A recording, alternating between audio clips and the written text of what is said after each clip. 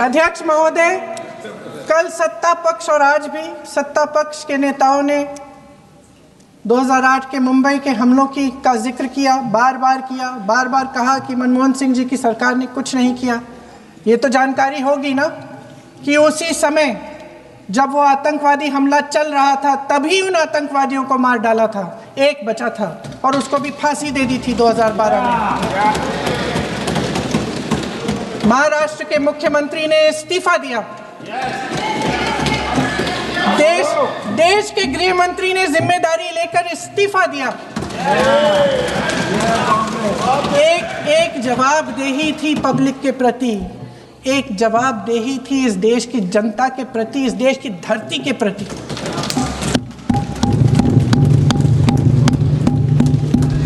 राजनाथ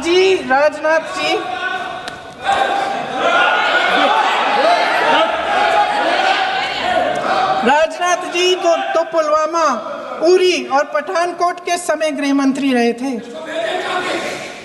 आज वे रक्षा मंत्री हैं और हमारे गृह मंत्री महोदय श्री अमित शाह जी के नाक के नीचे पूरा मणिपुर जल गया, दिल्ली में दंगे हुए, पहलगाम में हमला हुआ और आज भी वे उसी पद पर बैठे हैं। क्यों?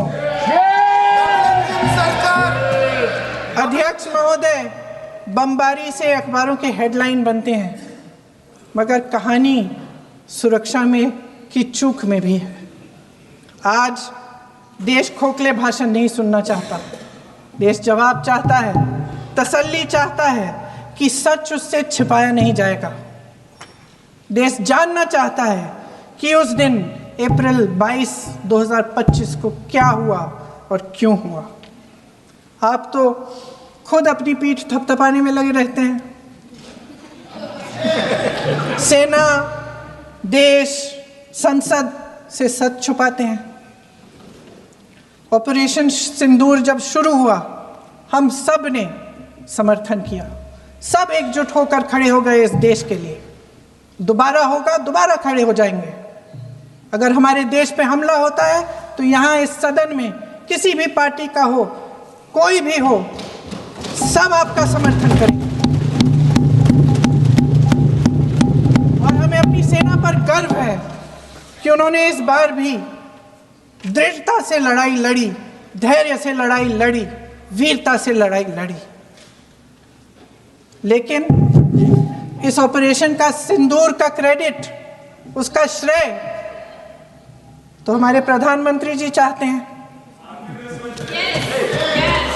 सही भी है, ठीक है, सही है, श्रेय ले। ओलंपिक्स में हमारा मेडल आता है, उसका भी श्रेय लेते हैं, लेकिन सिर्फ श्रेय लेने से नहीं होता नेतृत्व, जिम्मेदारी भी लेनी पड़ती है।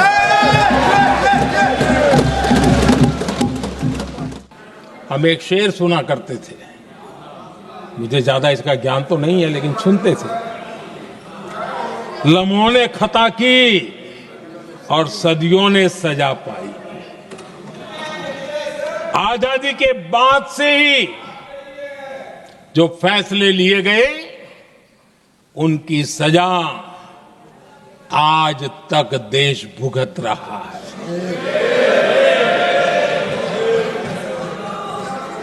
यहां बार बार एक बात का जिक्र हुआ और मैं फिर से करना चाहूंगा। अक्साई चीन की उस पूरे क्षेत्र को बंजर जमीन करार दिया गया, ये कह करके तो बंजर है। देश की 38,000 वर्ग किलोमीटर जमीन हमें खोनी पड़ी।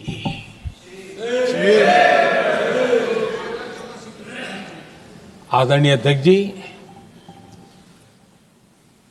मैं जानता हूं मेरी कुछ बातें चुभने वाली है। 1962 और 1963 के बीच कांग्रेस के नेता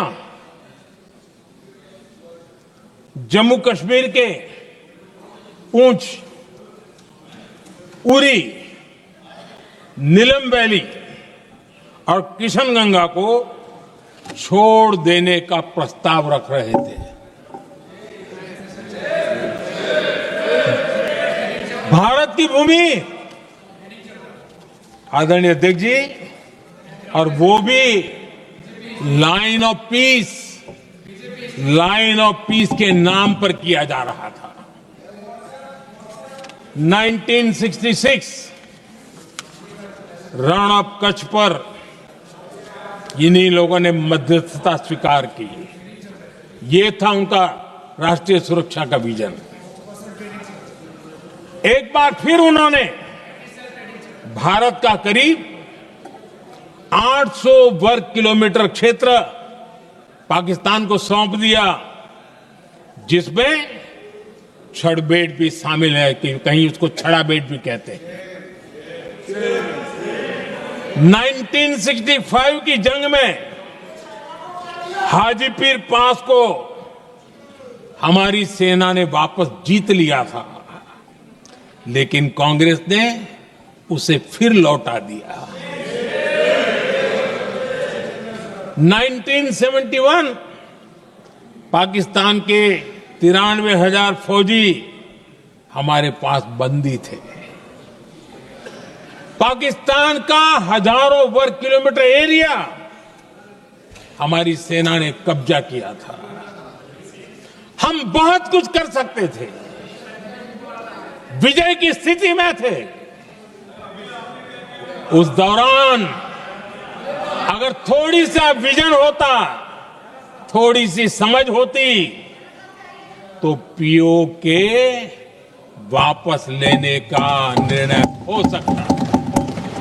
वो मौका था, वो मौका भी छोड़ दिया गया। अरे इतना ही नहीं, इतना सारा जब सामने टेबल पर था, अरे कम से कम करतारपुर साहब को तो ले सकते थे, वो ही नहीं कर पाया। 1974 श्रीलंका को कच्चथीवू द्वीप को गिफ्ट कर दिया गया। आज तक हमारे मछुआरे भाई बहनों को इससे परेशानी होती है, उनकी जान पर आफत आती है। क्या गुनाह था तमिलनाडु के मेरे फिशरमैन भाई बहनों का, कि आपने उनका हक छीन लिया और दूसरों को गिफ्ट कर दिया? कांग्रेस का दशकों से इरादा लेकर चल रही थी कि सियाचिन से सेना हटा दी जाए। आदरणीय अध्यक्ष जी, 2014 में देश ने इनको मौका नहीं दिया, वरना आज सियाचिन भी हमारे पास नहीं होता।